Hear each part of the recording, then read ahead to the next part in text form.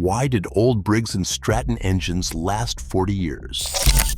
There is a lawnmower engine built in 1952 that still starts and runs today after more than 70 years on its original block with nothing replaced but a set of rings. And there is an engine built 6 years ago sitting in a landfill right now because it's seized and wasn't worth fixing. Both say the same thing on the side. Briggs and Stratton, Milwaukee, Wisconsin. One of them was built to be opened, fixed, and kept for a lifetime. The other was built to be thrown away. The company did that on purpose, with a single quiet decision that changed the metal itself. The strange part is, you can still find both kinds running today, and the difference between them comes down to one thing you can almost hold in your hand.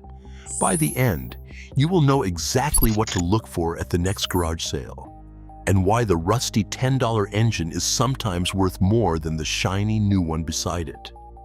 So how is it that the old one lasts 40 years and the new one barely lasts 6?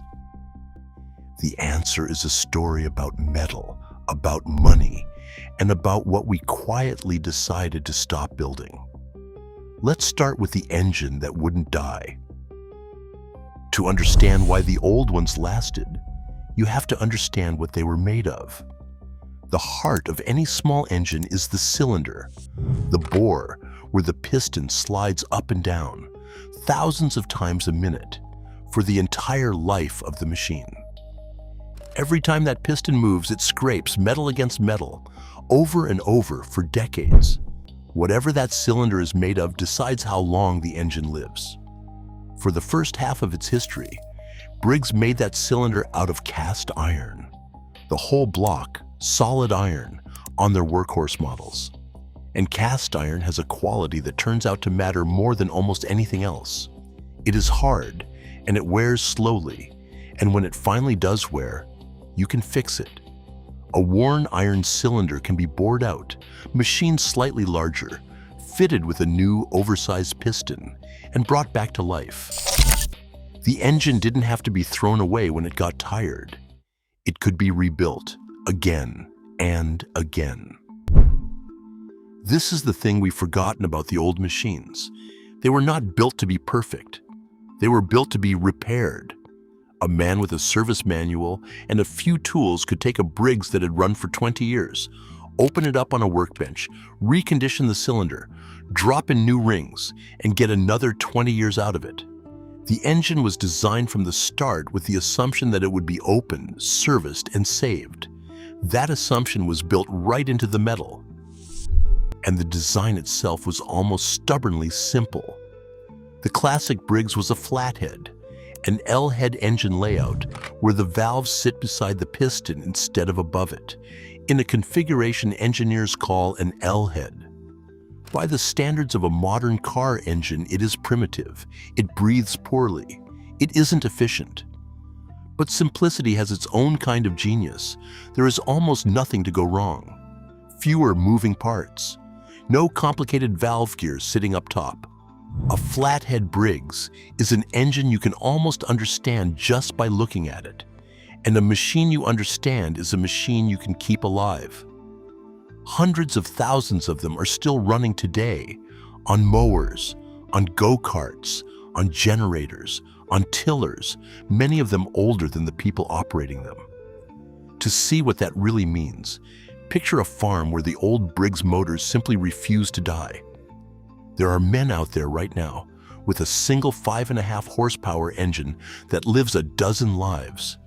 It runs a rototiller in the spring, comes off and bolts onto a lawnmower, then onto a homemade grate that sifts fine sand, then onto a cement mixer when there's a wall to pour. One gets bolted to a steel plate, towed behind a four-wheeler into the woods, and run as a compressor when the tractor breaks down miles from the shop. When it starts running rough, the fix is a man with a rag in 10 minutes. Clean the carburetor, adjust the springs, and it runs like new again. The engine was never really tied to one machine. It was a unit of power the family owned for life and moved to wherever the work was. That is the whole idea. Sitting in a barn, still working. So that's the old engine.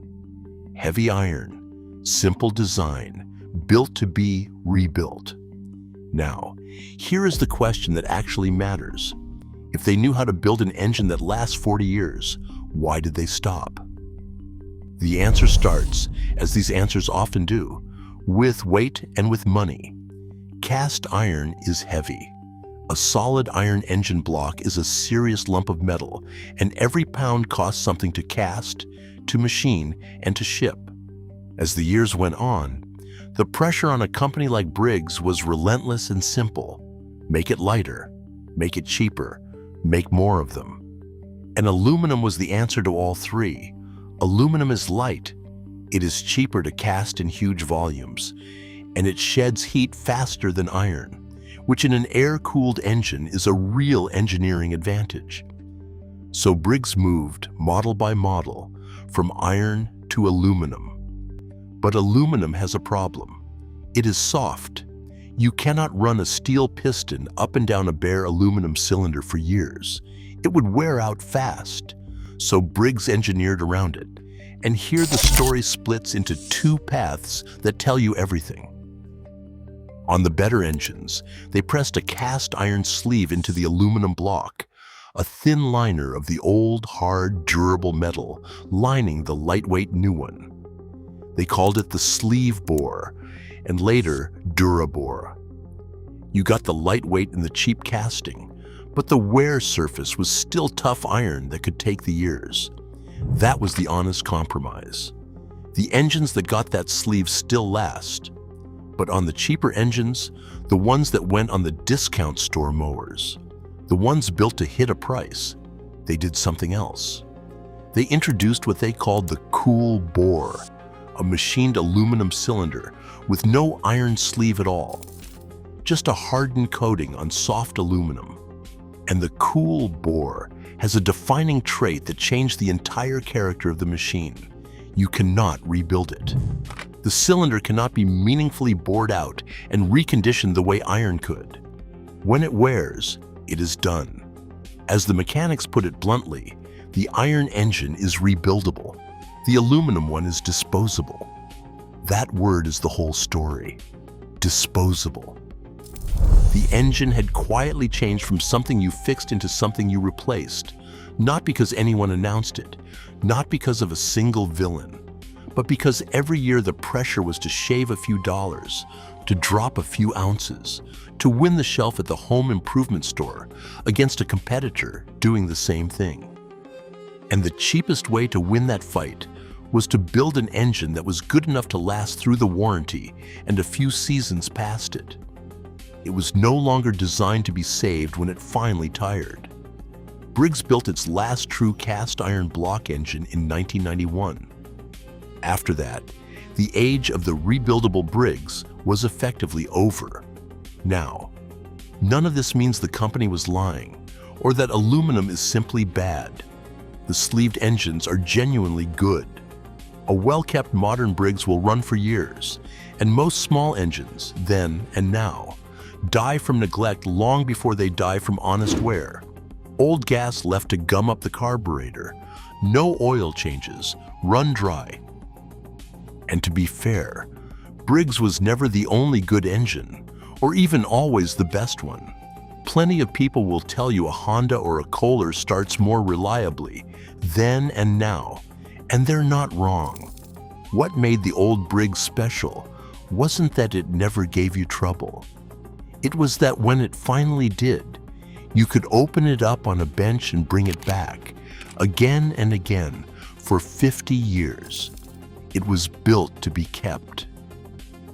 That's a different kind of good that never breaks, and it's the kind we quietly stopped building. But the deeper shift is real, and it is permanent. The old engine assumed you would keep it for life. The new one assumes you'll throw it away.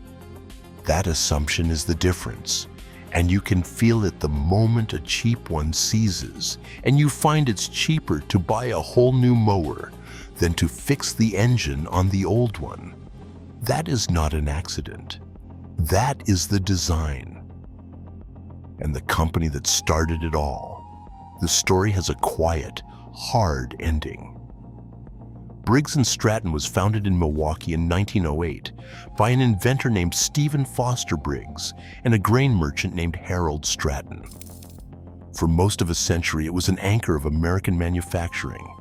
At its height, 11,000 union workers building small engines on the north side of Milwaukee, making a solid middle-class living from a little gasoline engine that powered the lawns and farms and workshops of the whole country. It became the largest maker of small engines in the world. There was a time when, if a thing in your garage had a pull cord, the odds were good it said Briggs & Stratton on the side. And then, over the last few decades, the same pressures that turned iron into aluminum turned the company itself. Plants opened and closed across Milwaukee, Missouri, Kentucky, Tennessee, Alabama, chasing lower wages, moving the work again and again. On July 20th, 2020, Briggs & Stratton filed for bankruptcy. Its assets were sold to a private equity firm for $550 million, wiping out some $900 million it owed. The engines still carry the name. But the company that built the iron ones, the Milwaukee company, the one that assumed its engines were worth saving, that company is gone. So the next time you're at a garage sale and you see an old mower with a rusty little engine on it, and someone's selling it for $10 because they're sure it's junk, look at the side. If it says Briggs & Stratton, and if it's old enough, that engine was built in an age when things were made to be opened, fixed, and kept. Pull the cord.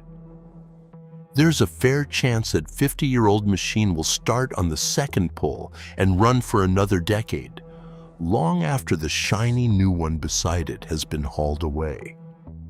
They knew how to build things that lasted. We just decided, somewhere along the way, that we'd rather build things that don't. If you have still got one of these old workhorses running in your garage, tell me in the comments what year it is and what it still powers. I would love to know how many of them are out there. And if stories like this are worth keeping, consider subscribing. Thanks for watching, and I will see you on the next one.